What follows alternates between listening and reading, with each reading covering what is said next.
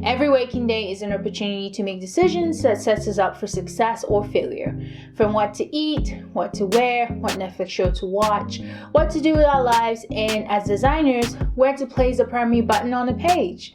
I am one to be very conscious of what impact my design decisions make in the life of the customers as well as the business. Terrifyingly, business have lost lots of money due to poor design decisions. Making the right decision can be critical, so today I want to share a framework for decision making that I tend to lean on that was also inspired by the Nielsen Romans Group conference that I attended in 2019.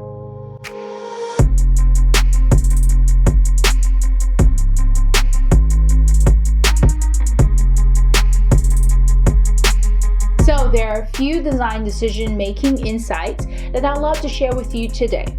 As mentioned previously, I attended a Nielsen Romans Group conference back in 2019, and it was also my first time visiting New York City, which was super fun. And I wanted to learn more at the time about UX design, and making design decision was one of the areas that I needed to grow in. So here is a design decision framework that I lean on to provide design direction on a project. Now, these insights can be used by anyone from designers to project managers and even engineering teams in order to make feature decisions. So first things first is to determine the complexity of the problem you're trying to solve. Before you can decide on a design decision path, you must first determine the type of problem that you're encountering. I think it is important to know and understand the problem domain, and this means being laser focused on the problem, the application, or the feature aims to solve for a particular user persona. So there are three main types of problems a team might encounter. One is a complex problem, and a complex problem is typically an entirely new feature that the team hasn't tackled yet. And then you go to the complicated problem, which is a known problem, but it's just difficult to determine priority. What problem do we solve first? And then you go down to the simple problem, which is trying to decide what button should go where. Should that be a white text on yellow or black text on yellow background? Only after clearly understanding the type of problem are we then ready to get closer to a method of solving the problem and even closer to making a solid design decision.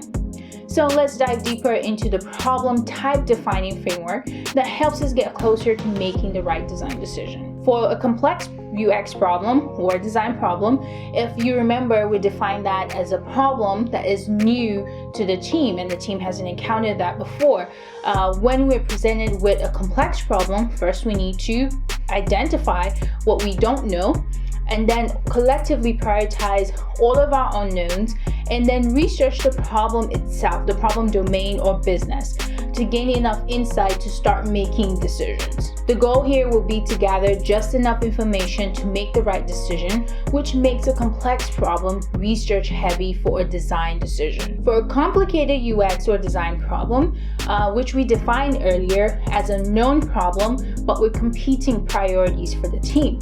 Now, complicated problems are complicated for a reason. The moment everything becomes a priority or we're not sure what to prioritize, we are in the complicated problem state. For complicated problems, as recommended by the Nielsen Romans Group, it's best to spend a good amount of time visualizing and identifying valuable features.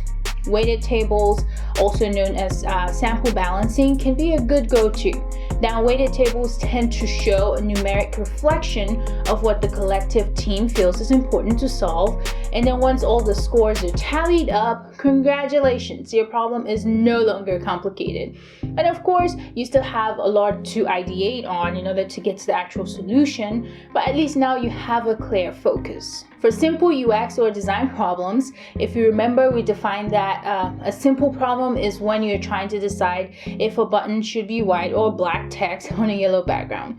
Well, if you're like me, you're probably wondering, if a problem is simple, why do we have it on the list? Shouldn't the solution be obvious? Interestingly, that's not always the case. Simple problems, if left unresolved, can become complicated over time and can result in major design and business setbacks. So a simple problem would benefit greatly from having a design value statement. also known as a design system, which should guide minor design or UX decisions. If you're not familiar with a design system, Audrey Hack defines it as the single source of truth with all groups of elements that will allow teams to design, realize, and develop a product. So if you can kind of think of it as a framework to guide simple design decisions. So there you have it. I hope that the decision framework helps you as much as it has helped me in making the right design decision. Now I'm curious what frameworks you use to make decisions. Let me know in the comments so that we can continue to grow in our collective knowledge. And if you ever have the opportunity, I highly recommend that you attend one of the many conferences organized by the Nielsen Enrollment Group. I have certainly found this conference valuable, and access to hands-on guides to definitely help with design decisions and just design in general. So if you can go, highly recommend going for those. If you've learned something new, share the knowledge with others by hitting that share button. If you're interested in more content like this, let me know by giving this video a thumbs up. And join the channel by subscribing and tapping on the notification bell so you know when I upload a new video.